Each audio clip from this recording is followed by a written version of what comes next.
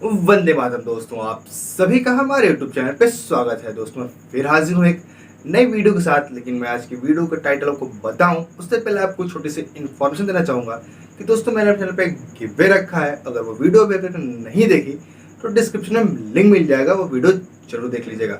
चलिए बात करते हैं आज की वीडियो की। तो दोस्तों सबको पता ही यार कि कोरोना के केसेस काफ़ी ज़्यादा बढ़ रहे हैं, लोगों की काफ़ी ज़्यादा डेथ हो रही हैं। ठीक है, कुछ लोग कोरोना की वजह से मर रहे हैं, कुछ लोग ऑक्सीजन की शॉर्टेज की वजह से मर रहे हैं। तो आज की हमारी वीडियो का टाइटल भी कुछ ऐसा ही है, how corona virus kills. Corona virus कैसे लोगों को मार रहा है, आज की वीडियो में हम यही देखेंगे।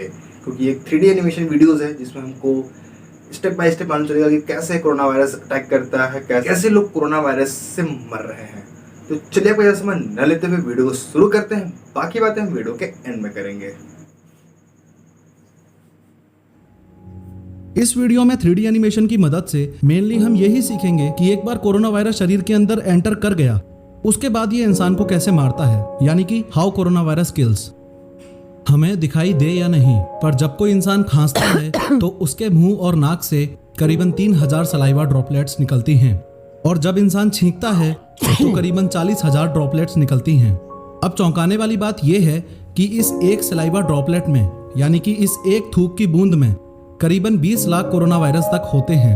और जब ये ड्रॉपलेट्स निकलती हैं तो करीबन 300 किलोमीटर पर आवर की स्पीड से 1 मीटर दूर तक जा सकती हैं। इसलिए आपको बार बार बोला जाता है कि कम से कम 1 मीटर की दूरी बनाए रखो। पर सवाल ये है कि क्या कोरोना वायरस हवा में फ्लोट कर सकता है? इसके दो जवाब हैं। पहला जवाब है हाँ, कोरोना वायरस हवा में तैर सकता है, पर एक स्पेशल केस में। वो ऐसे कि हमें दिखे या ना दिखे, लेकिन हमारे चारों तरफ डस्ट पार्टिकल्स होते हैं। अब कोरोना वायरस से इन्फेक्टेड इंसान जैसे ही ड्रॉपलेट्स निकालेगा, ये ड्रॉपलेट्स इन छोटे छोटे डस्ट पार्टिकल्स पर जाकर बैठ जाती हैं और वहाँ पे 2 से 3 घंटे तक रह सकती हैं। अब जैसे ही कोई और इस जगह से गुजरेगा तो पूरे चांसेस हैं कि इन ड्रॉपलेट्स को इनहेल कर लेगा और इन्फेक्टेड हो जाएगा। क्या कोरोना वायरस हवा में तैरता है? इस सवाल का दूसरा जवाब है ना, कोरोना वायरस हवा में नहीं तैरता, क्योंकि वैज्ञानिकों को अभी तक ऐसा कोई सबूत नहीं मिला है कि कोरोना वायरस एक इंसान में से निकलकर बहती हवा के साथ उड़ता हुआ आसपास हर जगह में फैल जाए। कोरोना वायरस सिर्फ ड्रॉपलेट्स के थ्रू ही फैलता है। कोरोना वायरस से इन्फेक्टेड आदमी से निकल के जो ड्रॉपलेट्स डस्ट पार्टिकल्स पर नहीं टिक पाती, वो आसपास के सरफेसेस पर आके टिक जाती हैं। जैसे कि कोरोना वायरस ग्लास पे 96 घंटे तक रह सकता है, प्लास्टिक और स्टील पे 72 घंटे तक रह सकता है, कार्डबोर्ड पे 24 घंटे तक, एक्सेट्रा। अब जैसे ही कोई नॉन इन्फेक्टेड आदमी ऐसे सरफेस को टच करके अपने आंख, नाक या मुंह पे हाथ लगाएगा तो कोरोना वायरस उसकी बॉडी में एंटर कर जाएगा। ये समझने के लिए कि कोरोना वायरस हमारे शरीर को इन्फेक्ट कैसे करता है, पहले आपको ये समझना होगा कि लंग्स हमें सांस लेने में हेल्प कैसे करते हैं। हर इंसान के पास 2 लंग्स होते हैं। इसे बोला जाता है विंड पाइप, यानी कि सांस लेने की नली। आपके लंग्स तक पहुंचते पहुंचते ये विंड पाइप 2 हिस्सों में, या यूं कह लो कि 2 ट्यूब्स में बढ़ जाता है। इन हिस्सों को बोला जाता है ब्रोंकाई। ये ब्रोंकाई आगे और छोटी छोटी ब्रांचेस में बढ़ जाते हैं, जिसे बोला जाता है ब्रोंक्यूल्स। अब जैसे ही आपने सांस ली, ऑक्सीजन इस विंड पाइप से होती हुई फिर इन 2 ब्रोंकाई से होती हुई इन अनेकों ब्रोंक्यूल्स में पहुंच जाती है। इसके बाद असली खेल शुरू होता है। इन ब्रोंक्यूल्स के भी एंड में, यानी कि इधर होती है एल्वियोलाई। यही है वो जगह जहां पे अपनी बॉडी में ऑक्सीजन और कार्बन डाइऑक्साइड एक्सचेंज होती है। आइए देखते हैं कैसे। जो ऑक्सीजन ब्रोंक्यूल्स में पहुंच चुकी थी, अब वो और आगे बढ़ती हुई एल्वियोलाई में एंटर करेगी।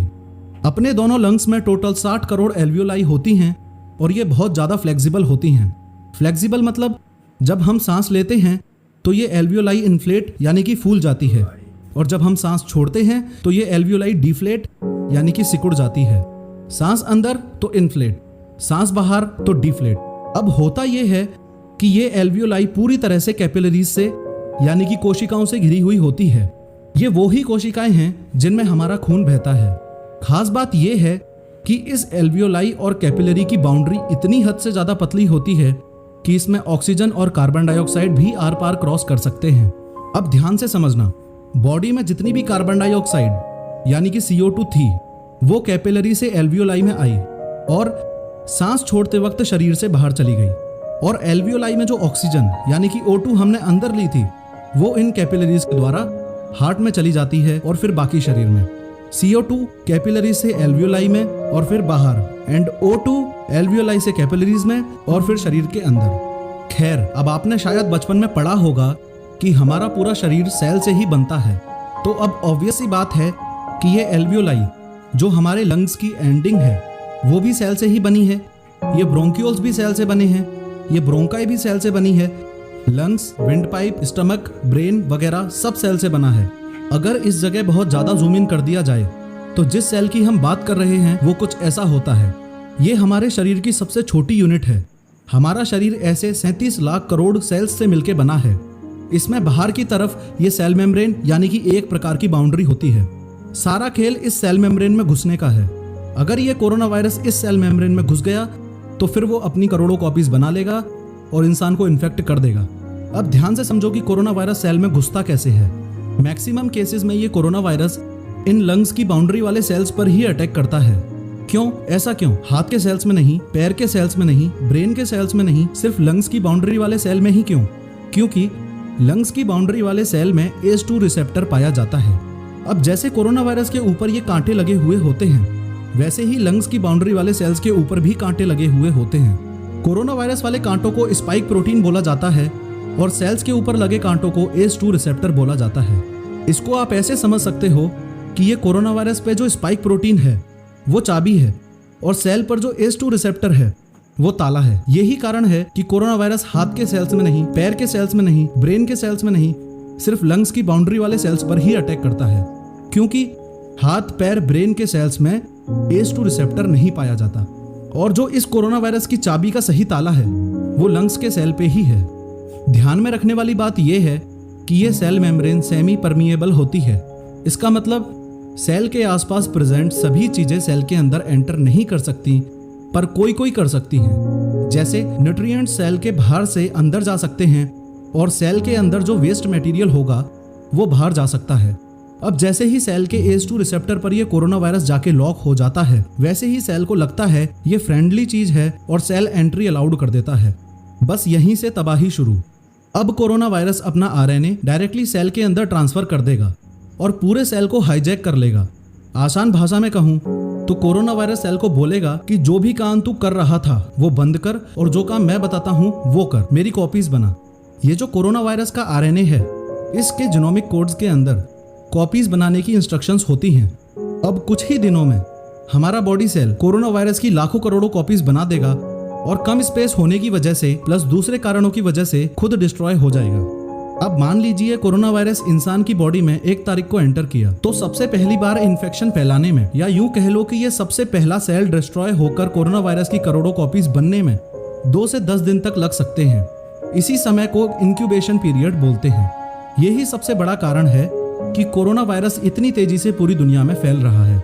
यानी कि ऐसा बिल्कुल हो सकता है कि आपके सामने खड़े इंसान की बॉडी में कोरोना वायरस ऑलरेडी प्रेजेंट है, लेकिन क्योंकि अभी वो बुखार या और सिम्टम्स शो नहीं कर रहा, या यूं कह लो कि वो अभी इंक्यूबेशन पीरियड में है, तो आपको लग रहा है कि सामने वाला इंसान कोरोना वायरस से इन्फेक्टेड नहीं है और आप 1 मीटर की दूरी बनाए बिना ही उससे इंटरेक्ट कर रहे हो। अब जैसे ही ये सेल ब्लास्ट होगा और लाखों कोरोना वायरस और जन्म लेंगे, तो हमारा इन्नेट इम्यून सिस्टम एक्टिवेट हो जाएगा। वो इन सभी कोरोना वायरस को मारने में लग जाएगा। याद रहे कि आपको कोविड-19 में बुखार भी इसलिए होता है क्योंकि आपका इम्यून सिस्टम कोरोना वायरस से लड़ रहा है और लड़ते लड़ते वो हॉस्टाइल एनवायरनमेंट क्रिएट कर देता है, जैसे कि बॉडी का टेम्परेचर बढ़ा देना ताकि वायरस मर जाए, एक्सेट्रा। अब जो यंग लोग कोरोना वायरस से रिकवर कर रहे हैं उसके पीछे की साइंस समझते हैं। जब ये कोरोना वायरस और इम्यून सिस्टम की लड़ाई हो रही होती है, उस टाइम हमारा एडवांस्ड इम्यून सिस्टम एक्टिवेट हो जाता है, जिसे एडेप्टिव इम्यून सिस्टम भी बोलते हैं। वो फिर फटाफट से एंटीबॉडीज रिलीज करना शुरू कर देता है। ये एंटीबॉडीज कोरोना वायरस के स्पाइक प्रोटीन्स पर जाके कनेक्ट हो जाती हैं। अब कोरोना वायरस फंस गया क्योंकि हमारे इम्यून सिस्टम ने उसकी सभी चाबियों पे गलत ताला कनेक्ट कर दिया। इससे कोरोना वायरस सेल के ACE2 रिसेप्टर पर कनेक्ट नहीं हो पाएगा और सेल के अंदर एंटर करके अपनी और कॉपीज नहीं बना पाएगा। चलो वो सब तो ठीक है, पर ये जो इतने सारे कोरोना वायरस ऑलरेडी बन चुके हैं, इनका क्या होगा? इनका ये होगा कि जैसे ही इन पे एंटीबॉडीज कनेक्ट होंगी तो हमारे मैक्रोफेजेस एक्टिवेट हो जाएंगे। मैक्रोफेजेस एक प्रकार के वाइट ब्लड सेल्स हैं जो इम्यून सिस्टम का पार्ट है। मैक्रोफेजेस वहां जाएंगे जहां एंटीबॉडीज होंगी और एंटीबॉडीज के साथ कोरोना वायरस को भी इंसर्ट कर लेंगे। खास बात यह है कि ये एंटीबॉडी सिर्फ एक कोरोना वायरस से नहीं बल्कि एक से ज्यादा कोरोना वायरस से कनेक्ट हो सकती हैं, जिससे मैक्रोफेजेस कोरोना वायरस को बल्क में खा पाएंगे। अब आपके मन में यह सवाल होगा कि जब हमारा एडेप्टिव इम्यून सिस्टम ऐसी एंटीबॉडीज बनाकर कोरोना वायरस की चाबियों पे कनेक्ट कर सकता था, तो उसने एकदम शुरुआत में सबसे पहले वाले कोरोना वायरस पे ही कनेक्ट क्यों नहीं कर दी? वो इसलिए क्योंकि इन एंटीबॉडीज को बनाने में टाइम लगता है। जो हमारा एडवांस्ड इम्यून सिस्टम है वो पहले इस कोरोना वायरस के स्पाइक प्रोटीन को समझता है, उसके बाद उसी हिसाब से एंटीबॉडीज बनाता है। कोरोना वायरस का फैटेलिटी रेट एल्डरली लोगों में ज़्यादा है और यंगर लोगों में कम। ऐसा इसलिए है क्योंकि एल्डरली लोगों का इम्यून सिस्टम कमज़ोर होता है। लेकिन इम्यून सिस्टम कमज़ोर होने का मतलब क्या? इम्यून सिस्टम कमज़ोर होने का मतलब ये है कि बड़े बूढ़े लोगों में ये एंटीबॉडीज उतनी मात्रा में नहीं बन पाती जितनी ज़रूरत है। अगर आपने इस पूरे सिस्टम को थोड़ा भी ध्यान से समझा होगा तो कॉन्ग्रेचुलेशंस, बहुत बहुत बधाइयां, आपको वैक्सीन्स का वर्किंग मैकेनिज्म भी समझ में आ चुका है। अगर अभी भी नहीं समझ आया है तो आसान भाषा में समझ लो, बहुत इजी मैकेनिज्म है। ये आप अच्छे से जान चुके हो कि सारा खेल कोरोना वायरस की चाबी यानी कि स्पाइक प्रोटीन पे गलत ताला यानी कि एंटीबॉडीज कनेक्ट करने का है। अब होगा ये कि जैसे ही शरीर में वैक्सीन डाली जाएगी वो इम्यून सिस्टम को कोरोना वायरस के स्पाइक प्रोटीन का एडवांस्ड जीनोमिक कोड दे देगी। आसान शब्दों में कहूँ तो वो इम्यून सिस्टम को बता देगी कि फ्यूचर में इस प्रकार का वायरस शरीर में अटैक कर सकता है, उसके लिए इस प्रकार की एंटीबॉडीज बनती हैं, वो तैयार रखना। अब जैसे ही शरीर में कोरोना वायरस एंटर करेगा तो इससे पहले कि वो सेल में घुस के अपनी कॉपीज बनाए, इम्यून सिस्टम तुरंत एंटीबॉडीज रिलीज करेगा जो कोरोना वायरस के स्पाइक प्रोटीन पर जाके कनेक्ट हो जाएगी। कोरोना वायरस होने से हमें बुखार क्यों होता है वो तो समझ में आ गया, लेकिन कोरोना वायरस होने से ब्रीदिंग में प्रॉब्लम क्यों होती है ये अभी तक समझ नहीं आया। आपको याद है मैंने बताया था कि कोरोना वायरस सेल को हाईजैक करके जब अपनी बहुत सारी कॉपीज बना लेता है तो सेल एक लिमिट के बाद डिस्ट्रॉय हो जाता है। ऐसे ही लाखों सेल्स डिस्ट्रॉय होने से प्लस इम्यून सिस्टम और कोरोना वायरस की लड़ाई से अपने फेफड़ों में पस इकट्ठा हो जाता है। ये पस एल्वियोलाई में इकट्ठा होता है। अब जैसा आपने देखा कि एल्वियोलाई ही अपने शरीर में एकमात्र ऐसी जगह है जहां कार्बन डाइऑक्साइड कैपिलरीज से एल्वियोलाई में आके बाहर जाती है और ऑक्सीजन एल्वियोलाई से कैपिलरीज में आके हार्ट के अंदर जाती है। लेकिन अगर बीच में पस आ जाएगा तो ऑक्सीजन और कार्बन डाइऑक्साइड एक्सचेंज नहीं होगी, इसलिए सांस फूलती है और कई केसेस में इंसान दम भी तोड़ देता है। जो हमारे सलाइवा की ड्रॉपलेट है इसका 98% कंपोजिशन वाटर ही है, यानी कि ये लगभग पानी से ही बनी होती है। कोरोना वायरस अगर पानी से मरता होता तो सलाइवा में ही मर जाता, लेकिन ऐसा नहीं है। सिर्फ पानी से हाथ धो लेने से कोरोना वायरस नहीं हटेगा। सैनिटाइजर कोरोना वायरस की इस आउटर लेयर को डिस्ट्रॉय कर देता है। 3D एनिमेशन के द्वारा किसी भी टॉपिक को समझाना बहुत आसान हो जाता है। इसी professor of how YouTube channel पर 3D एनिमेशन की मदद से दूसरी वीडियोस में ये भी सीखो कि फास्टैग कैसे काम करता है और उसके पीछे की टेक्नोलॉजी क्या है, पुलवामा अटैक की साजिश कैसे हुई, ग्रेनेड कैसे काम करता है और उसके पीछे की टेक्नोलॉजी क्या है, और भविष्य में बनने वाला भव्य राम मंदिर कैसा दिखाई देगा। इसके अलावा अगली वीडियो में 3D एनिमेशन की मदद से ये भी समझेंगे कि अगर वैक्सीन का वर्किंग मैकेनिज्म इतना ही आसान है तो साइंटिस्ट और डॉक्टर्स ऐसा क्यों बोल रहे हैं कि कोरोना वायरस वैक्सीन बनने में कम से कम 1 साल लगेगा। इसके अलावा वेंटिलेटर्स के पीछे की टेक्नोलॉजी भी समझेंगे और देखेंगे कि वेंटिलेटर की मदद से इंसान सांस कैसे ले सकता है। गाइज आपने इस वीडियो में देखा कि कैसे कोरोना वायरस अटैक करता है बॉडीज पे, ठीक है। और बहुत लोगों को कन्फ्यूज़न थी कि क्या कोरोना वायरस एयर में ट्रेवल करता है, तो वो भी आपको जानने को मिला। फिर आपने ये देखा कि कैसे हमारी बॉडीज़ उससे फाइट करती है, कैसे यंगस्टर फाइट कर लेते हैं कोरोना वायरस से, और कैसे जो एजेड लोग होते हैं उनको कैसे प्रॉब्लम होती है, और फिर जब वैक्सीन जो होती है उसका क्या काम होता है, ठीक है। फिर हमें फीवर क्यों होता है, हमें सांस की प्रॉब्लम क्यों होती है, वो सब आपने 1 बाय 1 इस वीडियो में देखा, ठीक है। तो मुझे नहीं लगता कि इससे कोई बेटर तरीका होगा आपको समझाने का, इसलिए लोग कहते हैं कि मास्क से कुछ नहीं होने वाला। जो लोग कहते हैं कि मास्क से कुछ नहीं होगा उनके लिए बता रहा हूँ कि देखिए, देखा आपने कि जब छींकते हैं लोग तो 1 मीटर तक क्या होता है कि वो कोई भी छींक जाती है, इसलिए बोलते हैं कि 2 गज की दूरी, ठीक है। तो मास्क लगाइए, डिस्टेंस रखिए। और इस वीडियो में ये भी जाना कि अगर किसी को कोरोना वायरस हुआ है तो उसके सिम्टम दिखने में 2 दिन से 10 दिन लग सकते हैं। तो ऐसा नहीं है कि जो बंदा आपके साथ या जो भी आपके साथ खड़ा हो बगल में या जिससे आप बातें कर रहे हो उसको कोरोना वायरस नहीं हुआ हो, क्योंकि उसे भी नहीं पता होगा कि उसको कोरोना वायरस हुआ है।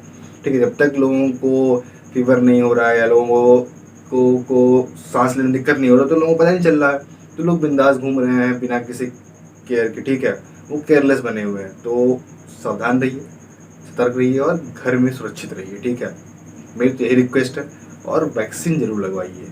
ठीक, तो गाइज अगर आपको ये जानना है कि वैक्सीन कैसे वर्क करती है हमारी बॉडीज़ पे, ठीक है, तो होप अगर वो वीडियो मुझे मिली मैं आपके लिए ज़रूर लाऊंगा। और ये वीडियो आपको कैसी लगी ये कमेंट करके मुझे जरूर बताइएगा, और अगर वीडियो अच्छी लगी तो लाइक करना ना भूलिएगा। तो आज की वीडियो में इतना ही, जल्दी मिलेंगे अगली वीडियो में, तब तक के लिए